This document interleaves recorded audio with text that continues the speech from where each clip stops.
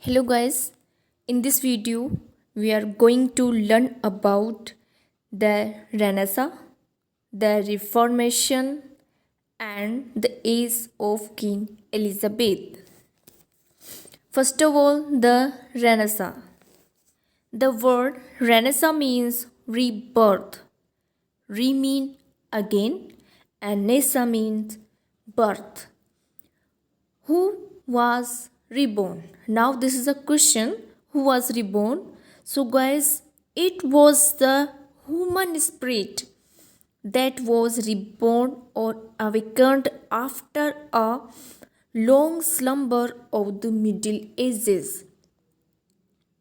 This rebirth of or awakening was brought about by a revival of interest in the cultural and civilization of ancient Greek and Rome. The study of classical Greek and Roman art and literature came to be called humanism and its devotees humanists. Humanism simply means the religion of humanity or devotion to human or secular interests as opposed to divinity.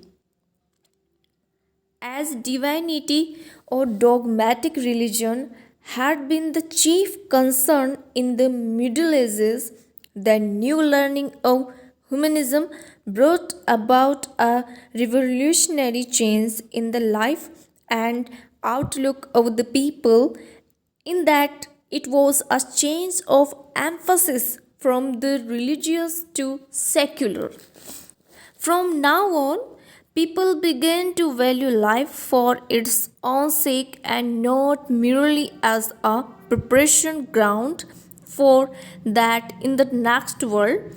The secular spirit marked the end of the Middle Ages and the beginning of a new epoch, the age of Renaissance.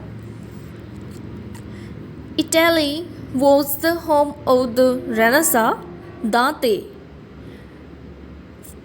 is the last representative of the Middle Ages. In the Divine Comedy, he roams through heaven and hell and purgatory. The poet who came after him, Petrarch, changed all that. He turned away from such gloomy subjects and wrote of more agreeable things of love or nature and of the glories of ancient Rome. The people were delighted and they crowned him with the laurel wreath of the poet laureate. He was soon joined by his young friend Boccaccio, who delighted his countrymen with rollicking stories of love and laughter and poems of romance and passion. While the fall of Constantinople was the most important event in producing and spreading the spirit of humanism, there were other events and influences which contributed to the new awakening of the Renaissance. About the middle of the 15th century, John Gutenberg of Germany invented printing. This led to the multiplication of books which could now be acquired easily and cheaply. There was a general increase in the number of readers and in the thirst for knowledge. And knowledge meant broad mindedness, freedom from prejudice, individualism, and free thinking. As a climax to this intellectual ferment came the discovery of America by Columbus in 1492. This further widened the people's mental horizon and fired their imagination. Other discoveries followed, which revealed a world of new and unheard of riches. The vision of a new world with abundant riches to be acquired by the ambitious filled the people with a spirit of adventure. Adventurers like John Hawkins and Francis Drake, who were traders as well as pirates on the high seas, brought immense treasure to England in the reign of Elizabeth. The spirit of inquiry and free thinking, fostered by the new learning and the new discoveries, led to scientific theories in various fields. Of these, the astronomical theories of Copernicus, Galileo, and Kepler had the effect of changing entirely the medieval conception of the universe and of man's place in it. Guys, now the Reformation. The most notable result of the Renaissance is the spread of religion was the revolution known as the Reformation. The questioning spirit engendered by the Renaissance combined with the people's disgust at the evils of the church and clergy, which ultimately led to the repudiation of papal authority and the formation of national states. We have seen how, as early as the 14th century, John Wycliffe had attacked the corruption in the church. John Huss in Bohemia, who had read Wycliffe's writings, led a similar movement early in the 15th century against the church in his own country and was condemned and burnt at the stake. In the 16th century, Martin Luther, provoked by the infamous sale of indulgences, posted upon the door of the church at Wittenberg a list of 95 theses protesting against papal indulgences and other evils of the church. This was the beginning of the split of the church between Protestant and Catholic. A great part of Germany became Protestant and repudiated the authority of the Pope. The movement was not confined to Germany only. In Switzerland, the reform movement was taken up by a Jewish priest, Zwingli, and later on by a Frenchman, John Calvin. Calvinism, a stricter form of Protestantism, soon spread to England, Scotland, the Netherlands, Germany, and Hungary. Now, the Elizabethan age or the beginning of the age of Elizabeth. Henry VII left three children, two daughters and a son.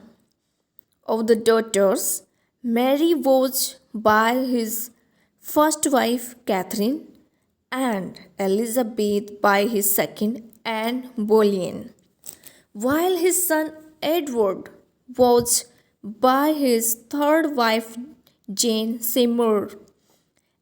Edward succeeded to the throne as Edward VI, but as he was only a boy 9 years old, the kingdom was looked after by regents.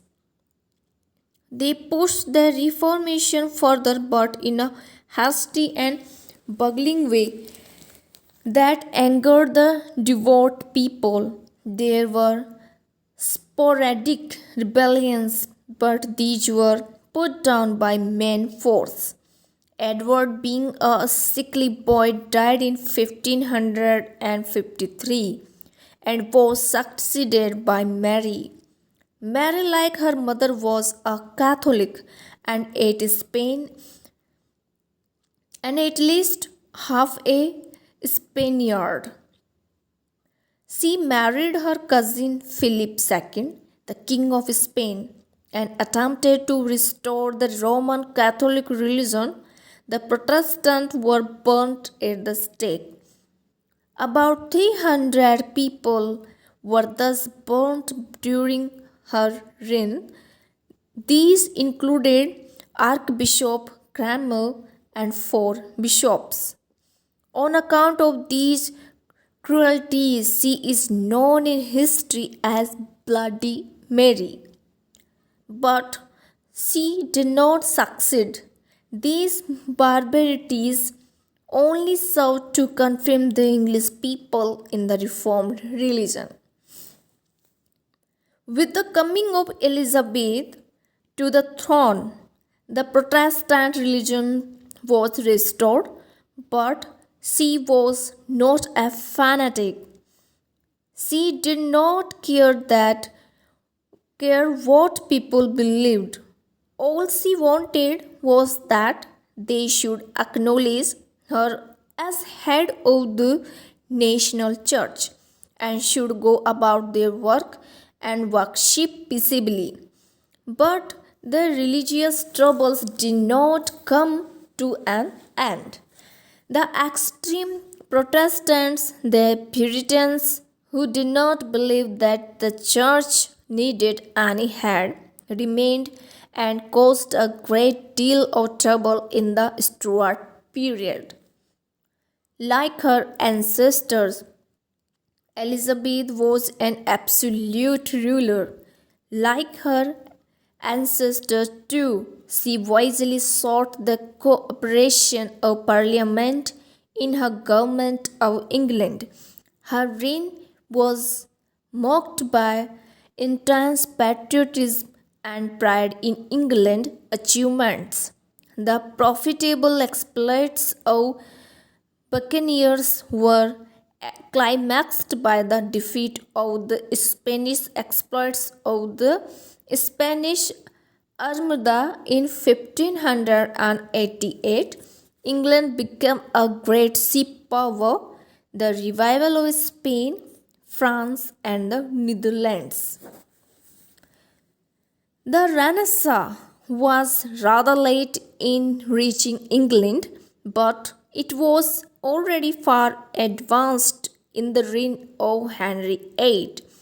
Literature, art, and music flourished under him and continued to advance in spite of the troubles in the reign of Edward VI and Mary until they reached glorious flourishing under Elizabeth.